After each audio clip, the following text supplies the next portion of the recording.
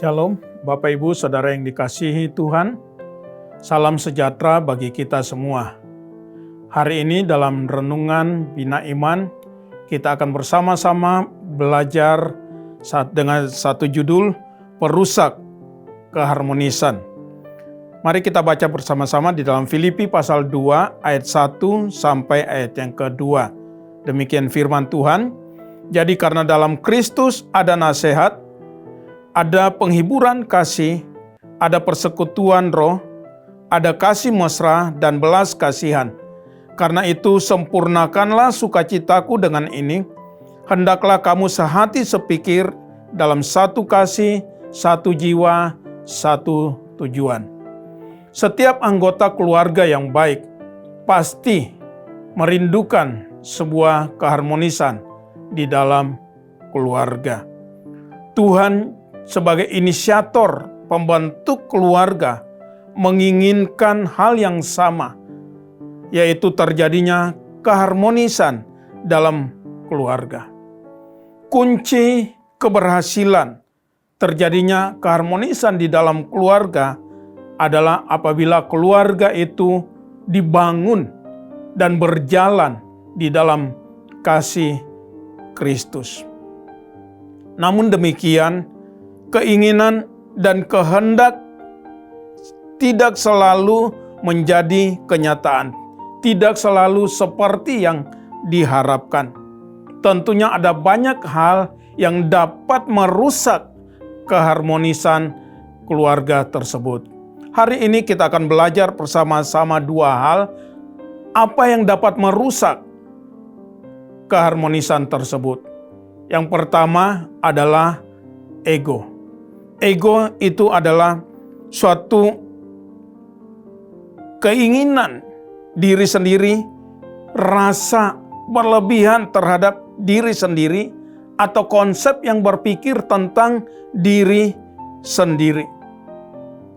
Hal ini menjadi penyebab utama di dalam kerusak keharmonisan keluarga.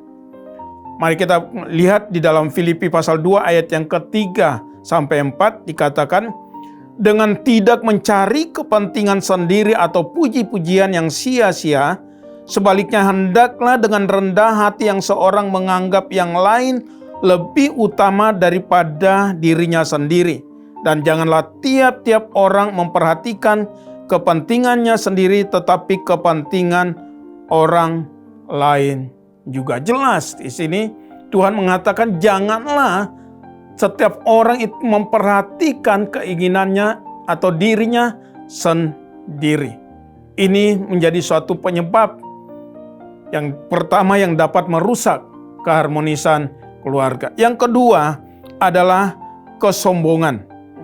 Kesombongan itu berasal dari kata sombong atau dapat berarti menghargai diri lebih secara berlebihan, sama dengan angkuh, congkak, atau arogan.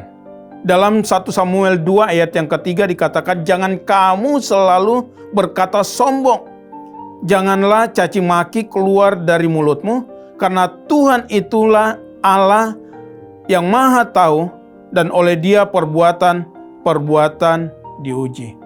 Sadar atau tidak sadar, kesombongan, egois ada di dalam diri manusia yang berdosa.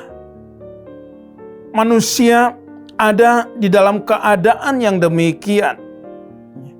Tapi perlu kita ingat bahwa Allah membenci orang yang congkak, seperti dikatakan di dalam Yakobus pasal 4 ayat yang ke-6b. Untuk itu setiap kita dengan pertolongan Roh Kudus harus melawan sifat ini, yaitu dengan cara mengasihi dan saling melayani. Tuhan mau mengasihi satu dengan yang lain.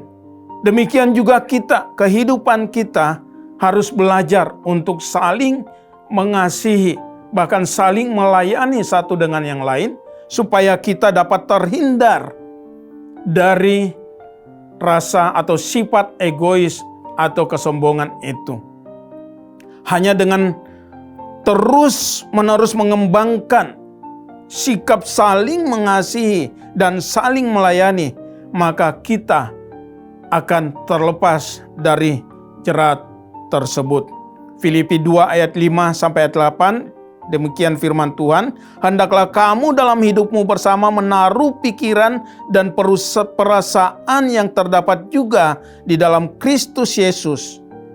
Jadi mari Bapak Ibu Saudara, kita bersama-sama terus menaruh pikiran dan perasaan yang terdapat di dalam pikiran Kristus. Pikiran Kristus harus mewarnai kehidupan kita, supaya keharmonisan itu dapat terus terjaga, dapat terus terjalin sampai pada akhir kehidupan kita. Puji nama Tuhan, Tuhan Yesus memberkati kita semua.